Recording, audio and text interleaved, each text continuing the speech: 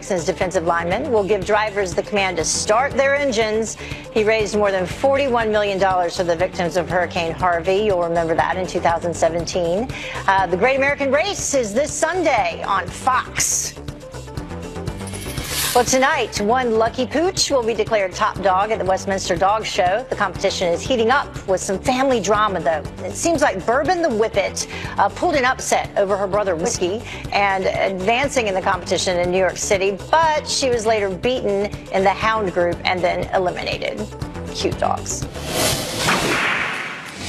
Well, now it is time for the good, the bad, and the ugly. Up first, the good. A heartwarming photo of two young boys stopping to honor the flag is now going viral. A fire chaplain in North Carolina says the kids put their hands over their hearts and said the Pledge of Allegiance when they saw the fire department raising the flag. It's been shared on Facebook more than 4,000 times. And now the bad. These camels running loose in Arizona, and it wasn't even hump day. Police officers safely corralling the pair after finding them cruising through a quiet neighborhood. Those officers are now trying to find the owners of the camels. And finally, the ugly. A lotto winner hoping to scare people away from knowing his identity. The man wearing a mask from the horror movie Scream to hide his face as he collects more than $1 million in Jamaica. He claims the winning numbers came to him in a dream. I don't think I'd want people to know who I was either.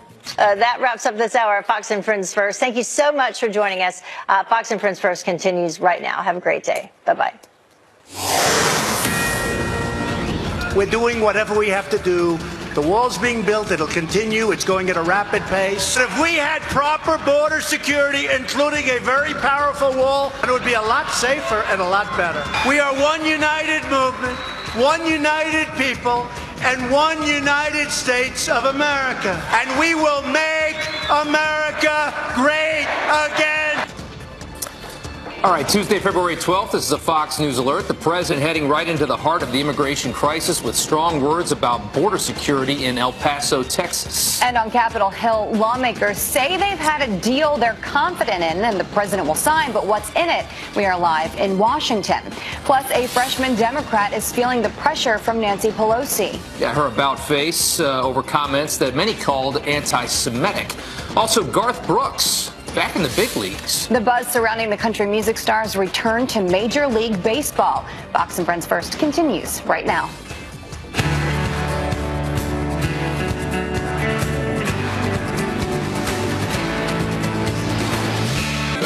I love this song.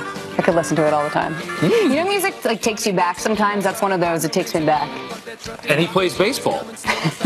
Apparently. We are going to have more on that later. So much today. Good morning. You're watching Fox and Friends First on this Tuesday morning. I'm Jillian Mealy. I'm Rob Schmidt. Thanks for getting up early with us. And let's get right to a Fox News alert. An agreement is reached in principle to avoid a second government shutdown as President Trump takes his national security message straight to the southern border.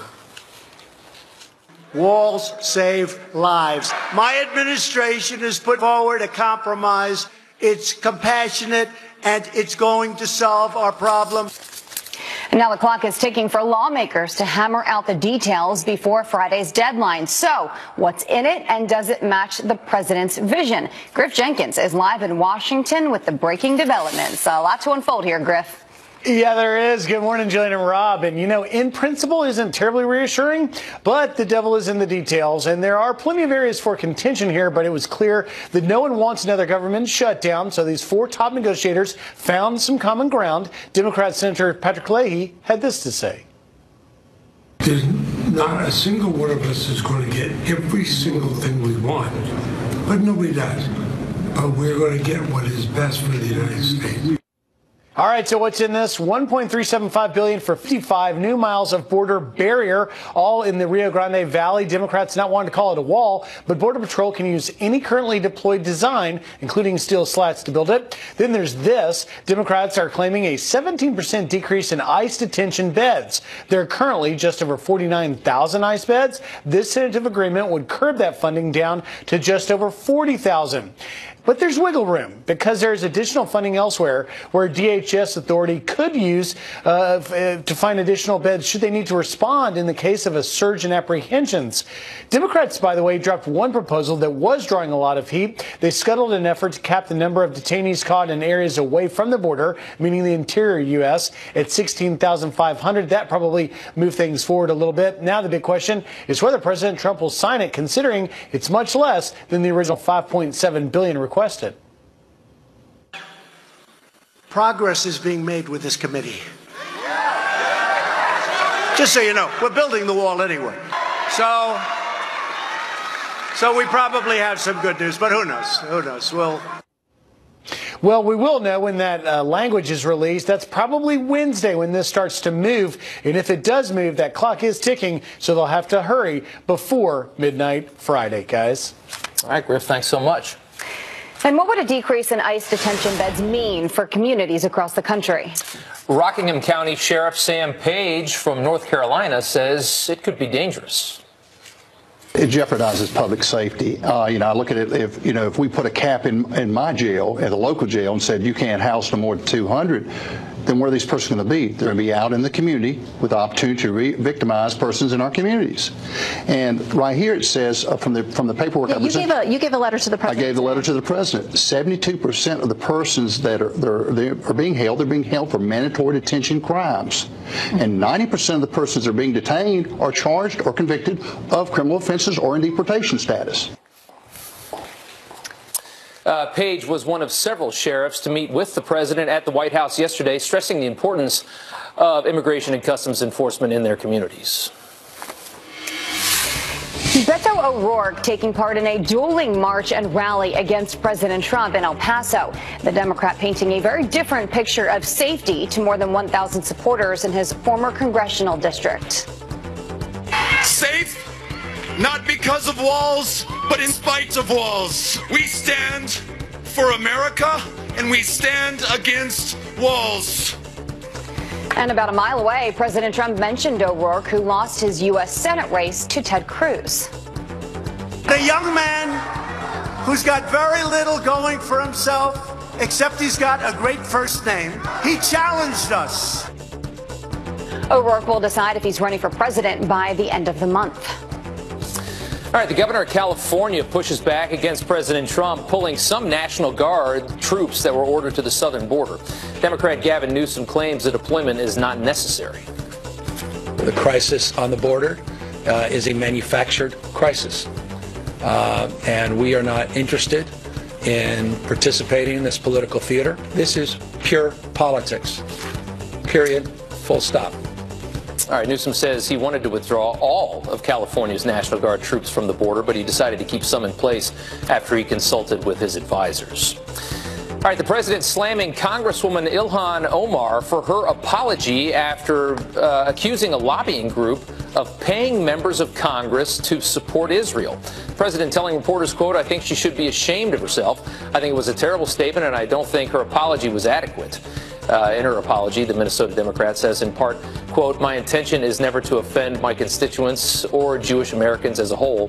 We have to always be willing to step back and think through criticism, just as I expect people to hear me when others attack me for my identity. This is why I unequivocally apologize."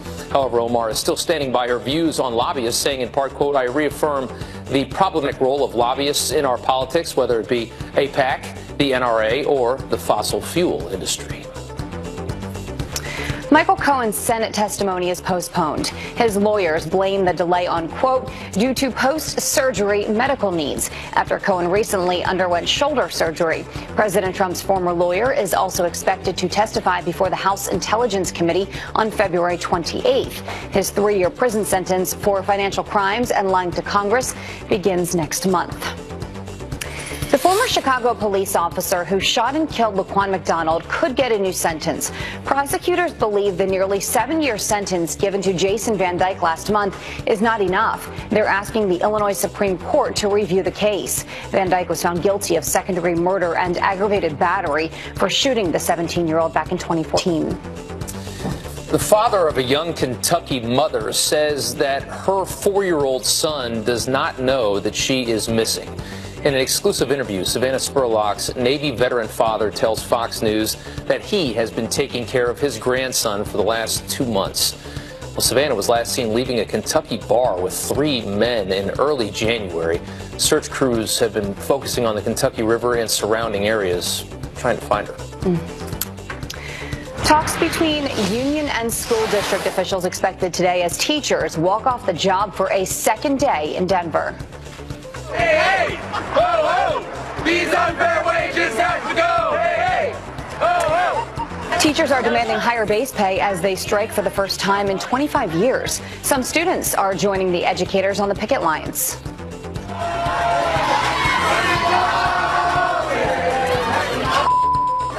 Now look at that. Students chanting and dancing in the hallways. Schools are open despite the teacher strike. Okay, powerful winter storm slamming the U.S. from the northwest all the way to the northeast. In Oregon, a tanker truck flips over onto a snow-covered road, spilling 2,500 gallons of diesel. What a mess. The storm prompting a ground stop at the Seattle airport overnight as well. In Wisconsin, troopers respond to a 40-car pileup. Look at that, involving 7 semi-trucks. 1 person has life-threatening injuries. In the Northeast, snow is expected to disrupt this morning's commute for millions. Janice Dean is here, timing it out, and you've been warning us about this, Janice, and you said today it's going to be a rough day for a lot of people. It's going to be messy. It's not, well, for some it actually might be a blockbuster storm, up to 2 feet of snow, interior sections of the Northeast. But once again, New York, we're right on that freezing line. Temperatures right now at 31. So if the moisture gets in now, the likelihood is it's going to be snow. And then as the warm air moves in, we're going to get a mixture of freezing rain, sleet, and then all rain. Really, it depends on where you live. That's why people need to pay close attention to your local forecast. But I can tell you that we have an ice storm warning yet again for the Chicago area, where we could see accumulating ice. Definitely delays all day today across the upper Midwest, the Great Lakes in towards the Northeast. We have winter weather advisories. Also, the flooding threat over the Ohio River Valley, where we could see flash flooding. Here's your future radar. That's going really quickly. My apologies. I actually had one that broke it down hour by hour. Now we have nothing. So I will tell you that coming up during Fox and Friends, I'll break it down for you timeline by timeline across the Northeast. I'm sorry, I'm flustered by this. The flakes are just starting to fall outside. Yes. It's just starting. Yes, right now. my apologies. But I will tell you, if you live across the Northeast, just pay close attention to your lolocal forecasters. They're doing their best to get it right today. Okay. Okay. Thank you so much. Janice. Next hour, we'll have real maps. There you go. It's okay. You give us the information. It's 11 minutes after the hour. Dozens of America's sheriffs have a warning for Democrats. Their plan to limit the number of ICE detention beds could put thousands of criminal aliens back on the streets. The chairman of the New Mexico Sheriff's Association, Tony Mace, is here to echo that warning next. And up in smoke, presidential candidate Kamala Harris setting social media ablaze, talking about legalizing pot nationwide. Stay tuned. And the Democrats came up with that because that means that you don't detain people that are very dangerous. It's a disgrace. That means we can't just put them back into Mexico or where they came. We have to put them back into our society. In some cases, they're stone cold criminals. We can't do that. 60 of America's sheriffs are speaking out against the plan to limit the number of ICE detention beds. Yeah, and they're warning that as many as 8,000 criminals could get back on the streets if Democrats get their way. Joining us live to explain is chairman of the New Mexico Sheriff's Association, Sheriff Tony Mace. Thank you for your time this morning. We appreciate it. So break it down for us. How dangerous would this be? Well, you know, you start releasing if you start releasing these individuals that are convicted of committing a crime within the United States, you start releasing them back into the general public. You don't know where they're going to go, and those crime rates, you're going to see those crime rates in your communities go up. And, you know, it's important that that we fund the ICE immigrants and the ICE the efforts that they're trying to do to keep our community safe. Yeah, you know, I mean, the Democrats' argument on this is that if your only crime is coming into the country illegally and otherwise you've been good while you've been here, you shouldn't be detained. As a sheriff near the border, what do you think of that? Well, you know, I'm not near the border, but I do represent sheriffs that are near the border, that are border sheriffs right down by the Boot Hill in Santa Teresa, Antelope Wells. We see the individuals crossing the borders in hundreds. I mean, just last week there were 250 that crossed the border. They're, say, asylum seekers. We don't have the time to properly vet those individuals and see their past, their background, whatever. They could be the criminal element coming into the United States. So what's your biggest concern that you want people who are watching, those in the public, to be aware of? You know, our biggest concern is, you know, these individuals, some of them may come in for a better life. Some of them, you know, they've got the term the asylum seekers. You know, you can seek asylum in your own country. You know, come over here when they want to come over here illegally. They clog the system for the individuals that want to come over and become American citizens the right way. You know, New Mexico has a high rate of crime. We have a high rate of violence. I think we're 48th or 49th in the nation. And those add to some of the problems. Yeah. Some numbers here real quick. If you look at from 2018, this is the crime numbers for illegal immigrants in this country. 1,641 homicides, 1,294 kidnappings, 3,740 sexual assaults, 29,000, almost 30,000 assaults in general from the illegal immigrant population, which could be as high as 10, 20 million people in this country. Now, if you ask some on the left that fight for their rights, they say that if you take a swath of the population of citizens, you're going to get numbers just like this. What's your position on that? Well, you know, I think that's going to be underreported. Simply when you get like New Mexico, a lot of us are rural law enforcement agencies. Some of those numbers aren't accounted for, so they could be higher. And in New Mexico, what's important is sheriffs, county sheriffs, we don't run our detention centers. We private out to private contractors, and they house those inmates and those individuals that are committing that crime. We have a facility right here in Cibola County. Let's talk about a different topic here for a second. Let's talk about new gun law proposals in New Mexico and 29 sheriffs taking a stand against this. Can you explain? So this year in our legislation session, we have 11 new unconstitutional gun bills that were filed across the nation. We call them the red flag laws. 29 of the 33 sheriffs in the state of New Mexico basically are out lobbying with our legislators trying to stop these red flag bills. A lot of them have taken the stance that should they become law, that we're simply not going to enforce them. You know, we as the sheriff, we're elected by the people, for the people, of the people. We are here to represent the people and protect their constitutional rights. That's interesting because, you know, you would think that a law like that would actually make your job easier, but it's interesting that you would stand up against a law like that. Well, you know, some of these laws that they're enacting and the way the legislation is written, they're what we're calling fluff laws. They do nothing to protect the citizens of New Mexico. And they just inhibit the rights.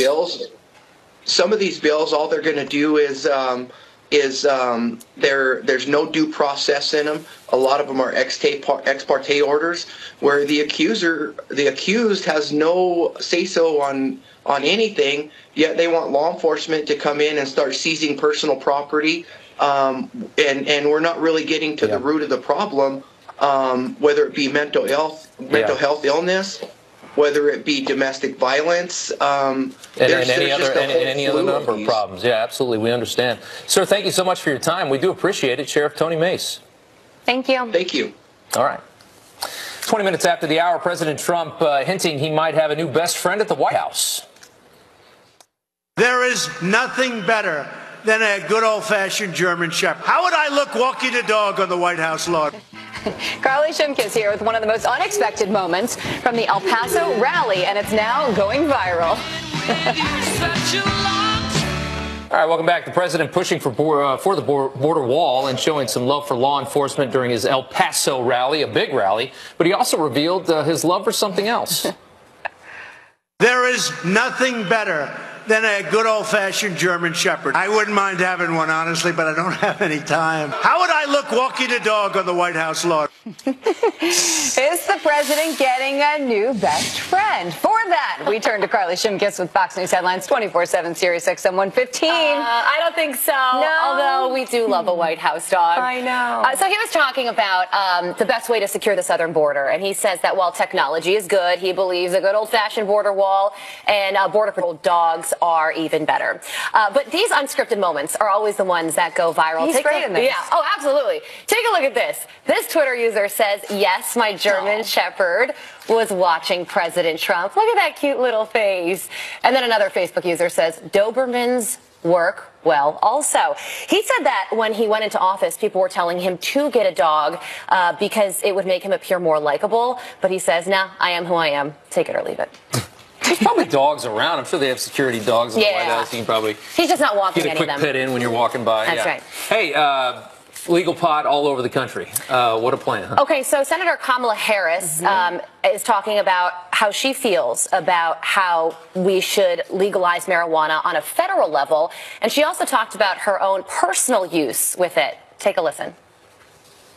Let me just make the statement very clear. I believe we need to legalize marijuana. Have you ever smoked? I have. Okay. And I inhale. I did inhale. Listen, I think that it gives a lot of people joy, and we need more joy. All right, so take a look at this tweet she posted. She says, let me be clear. It's time we legalize marijuana at the federal level. Marijuana laws are not applied or enforced in the same way for all Americans, many whose lives have been ruined by these regressive policies.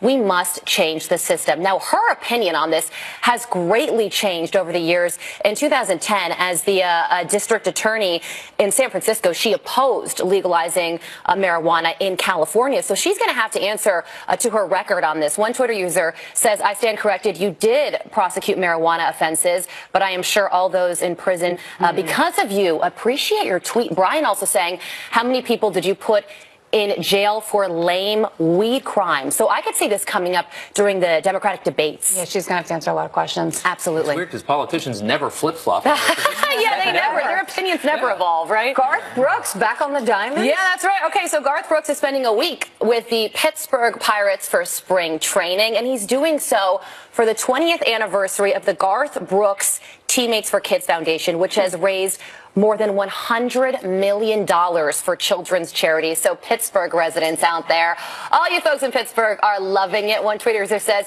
who knew Garth Brooks is now my only favorite country singer? And another Twitter user says they should get him to sing the national anthem on opening day here in the Berg. So he was a Pirates fan despite growing up in Oklahoma. And this is his fourth stint with MLB doing That's this. right. So, cool. You're absolutely right. Thank you. Thanks, guys. It says it in my notes right here. You read it so well. Thank you.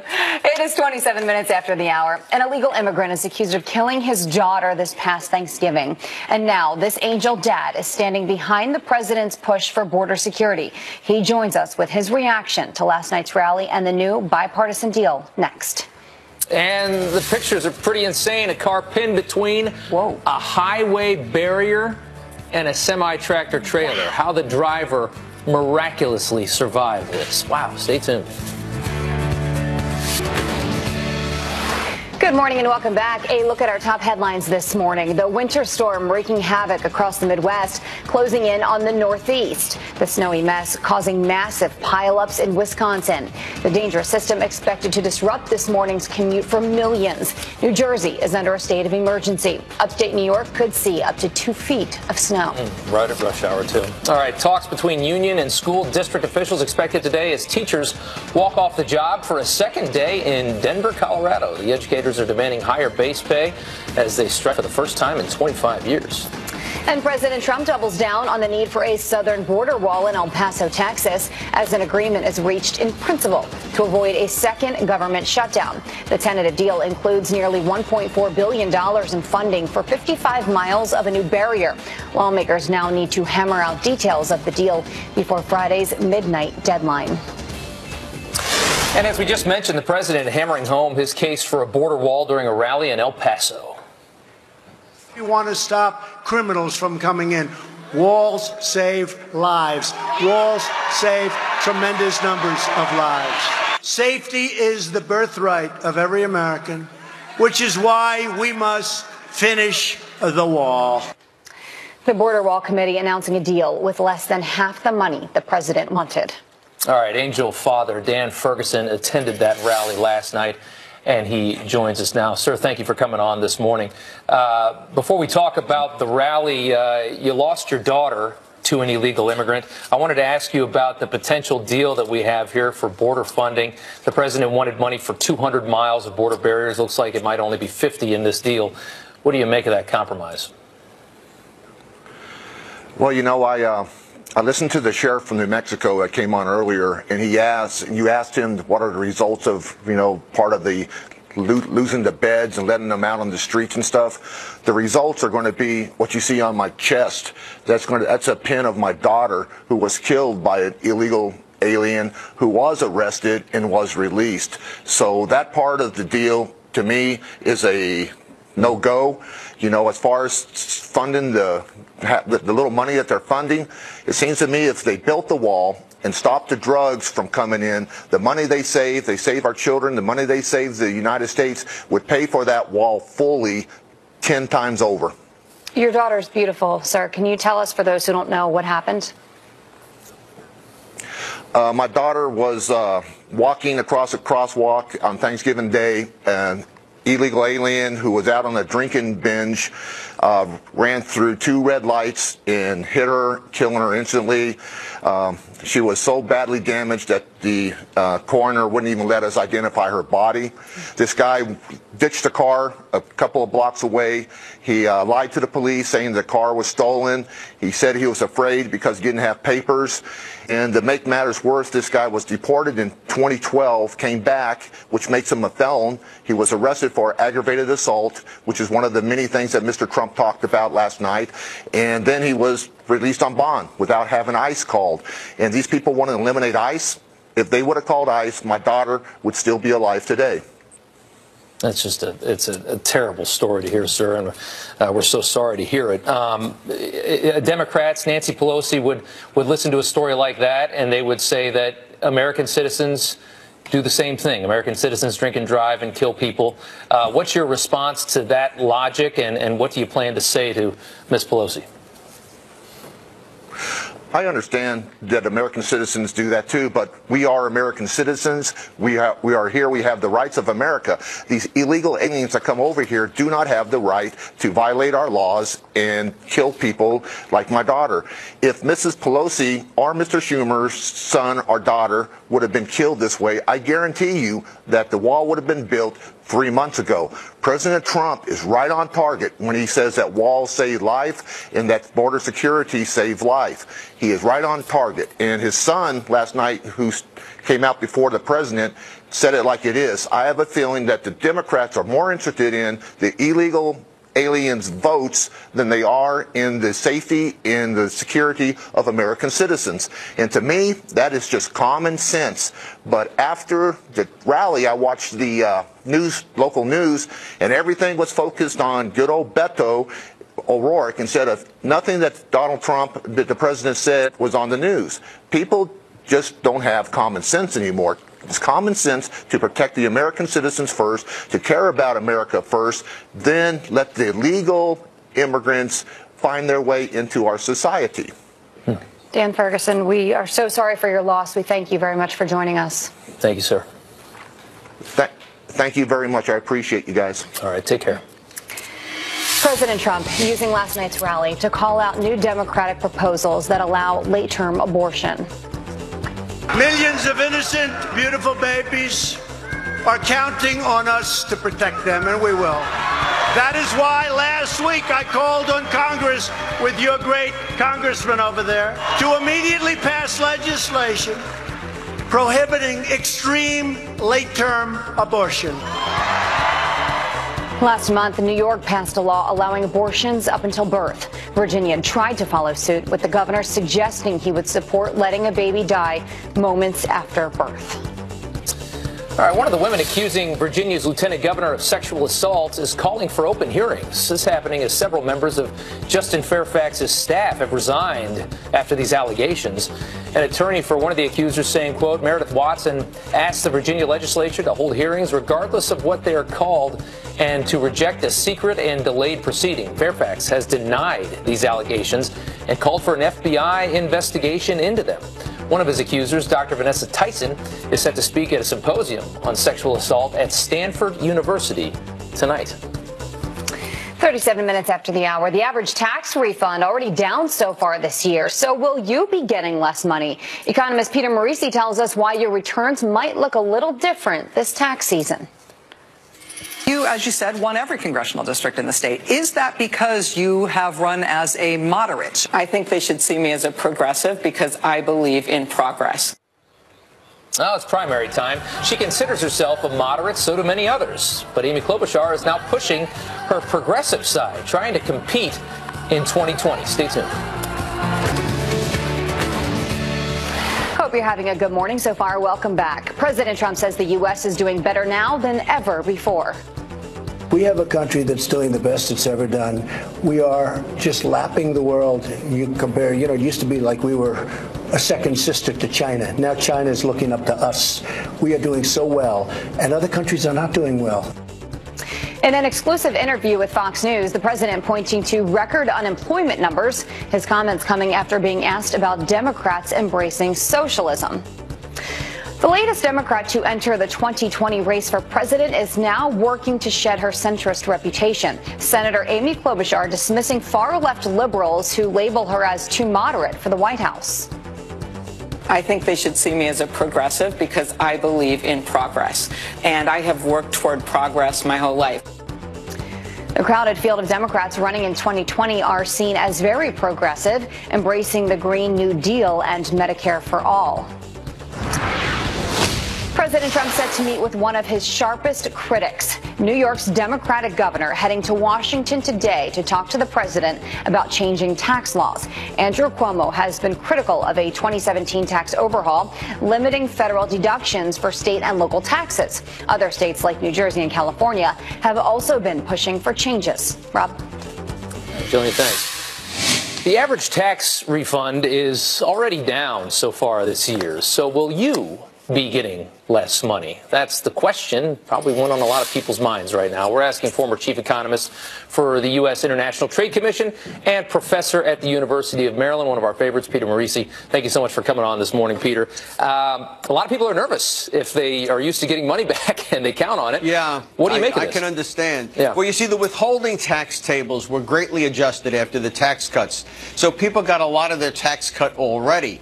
And in some cases, they got a bigger adjustment in their paycheck than was warranted by the tax cuts, so now they'll get a smaller return. They should focus on the bottom line. Look at the amount of tax the 1040 says that they owed for the year. It's going to be substantially less than last year, but the reality is a lot of them got an upfront payment on it. Yeah, I mean, if your paychecks were bigger all year long, then you shouldn't expect as much back at the end of the year. Yeah. But Now, that's not going to be true for everybody, because there's going to be a lot of people out there. Somebody's got to pay for all this, right? I mean, if you're cutting taxes. Well, no, not really. I mean, somebody does have to pay for it, but it's generally speaking, we increased the deficit to finance a very large tax cut. However, there were reforms in the system. The federal government, and that's you and I, were, if you don't live in New York, Illinois, California, or the District of Columbia, we're subsidizing those places. New York has a very high personal income tax, but those folks were able to deduct that personal state tax on their federal returns. That's gone now. So they do face a tax increase. You know, if you own a $750,000 house in New York State, you were getting subsidized by poor folk in Virginia. Right. Okay? And now you're not getting. And by the way, what does New York do with the money? Have you been on the subway? I mean, if there was ever a sinkhole of waste and fraud, it's got to be the city of New York. I mean, now what you basically have is a welfare client coming hat in hand, palms out. You know, Governor Cuomo behaving like the poor, aggrieved, abused person he is. The reality is he's a thief. Well, he's begging he was stealing for the rest of the country. He wants that deduction back, and all of these governors of these high-tax states want it back. But what you're saying is as everybody is blaming the president for this burden, they should have been working in these high-tax states on how to tax less all these years instead of dumping it on the federal government to cover it. If New York City wants a bloated government, if they want a lousy subway system, if they want powerful unions and they want to pay for that stuff, okay, that's fine. But don't ask the rest of the country to subsidize it. But most folks, most middle-class people across the country, including many in New York State, got tax cuts. Kamala Harris this morning, who's running for president, said that this is nothing but a middle-class tax increase. That's all this is. Either she doesn't understand the federal withholding tax, or she's demagoguing the issue. Yeah. But we shouldn't be surprised. After the Kavanaugh hearings, we learned fully that she learned nothing as a first-year law student. So if you're rich in a blue state, you might be getting hit. But if you are truly middle class in this country, there's nothing but good news for you. Well, it depends on where you are. I mean, it's less likely that you'll be walloped in New York State if you're middle class than if you're really well off. That makes sense. But by and large, middle class Americans got a tax cut. We are collecting less personal income tax now. Yeah. Okay. Peter, thank you so much for your time. We appreciate it. It's something everybody's thinking about right now as we get closer to April. Thank you so much. Okay, take care. Thanks, Peter. It is 46 minutes after the hour. A patriotic salute that is going viral. The story behind this photo coming up. But first, let's check in with Todd Pyro, live in El Paso, Texas, having breakfast with friends. Todd. Hey, guys, good morning. All these folks attended the Trump rally last night. I went to the other rally, the Beto rally. What he had to say when I got a chance to chat with him in a huge gaggle of moving people when Fox and Friends First returns. Thanks to a